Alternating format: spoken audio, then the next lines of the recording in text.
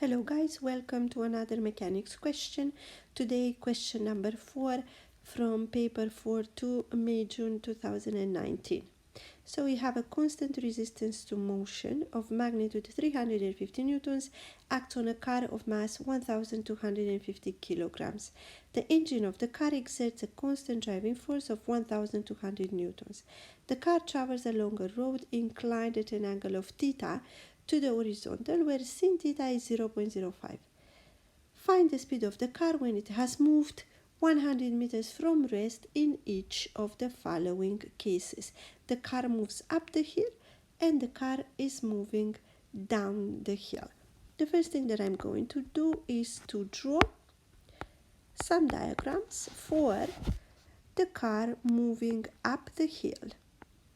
So we have the slope, we have the car, the driving force acting up the slope, the resistance to motion 350 down the slope. We have the weight, which we will resolve into components.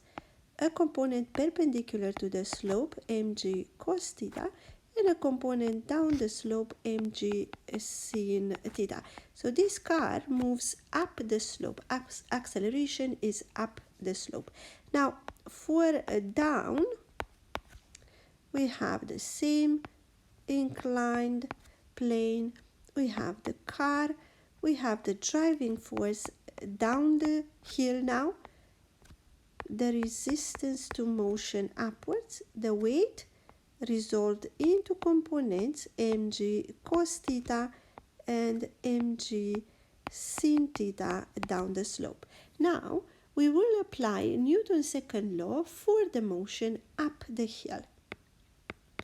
So we have the resultant force, which is 1200 newtons minus 300 and minus mg sin theta equals mass times acceleration 1250 times a, and solving for acceleration we will get the acceleration down up the hill as 0.18 meters per second squared. And for down the hill, again we apply Newton's second law for the motion down the hill. We have 1200, the driving force, plus mg sin theta, the two forces act down the slope, minus resistance to motion equals ma 1250 times acceleration. And solving for acceleration, we will get acceleration 1.18 meters per second squared when the car moves down the hill. And now we will apply equations of motion for the car moving up the hill. We have the initial speed 0, we have the acceleration 0.18, and we have the distance moved 100 meters, and we need to find the final speed. So using v squared equals u squared plus 2as, we will get for the speed up the hill 6 meters per second. And now for the motion down the hill, again we have initial speed 0, acceleration 1.18, the distance 100, and we need this final speed, the same equation, v squared equals u squared plus 2as, and we will get for the speed of the car moving down the hill as 15.4 meters per second. Now there is another method that we can use to calculate the speed of the car moving up the hill or down the hill is by using energy methods. So for the motion up the hill, we have the total initial energy equal to the total final energy. So the initial energy of the car when it starts to move up the hill is the work done by the driving force.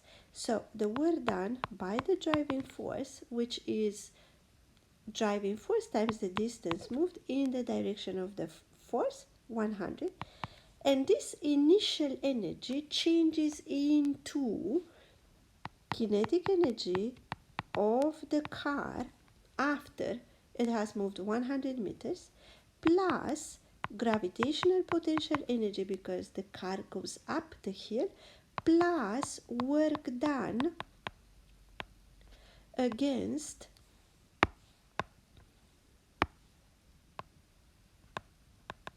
resistive forces. I'm going to call it R. So we have 1200 times 100 equals final kinetic energy, which is going to be 1/2 times the mass times the speed that we need to find out, plus gravitational potential energy, which is mg,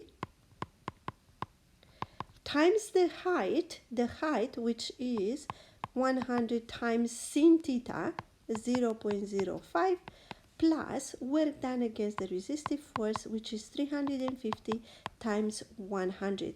Resistive force times the distance moved in the direction of the force. Solving this equation for V, we will get the speed as 6 meters per second, exactly what we got for the first method. And now for the motion down the hill, now our car moves down the hill. The initial energy of the car is going to be gravitational potential energy plus the work done by the driving force, which changes into final kinetic energy plus work done against the resistive forces. So we have gravitational potential energy mgh, h the height, which is again 100 times sin theta, which is 0.05, plus work done by the driving force equals kinetic energy plus work done against resistive forces, 350 times 100.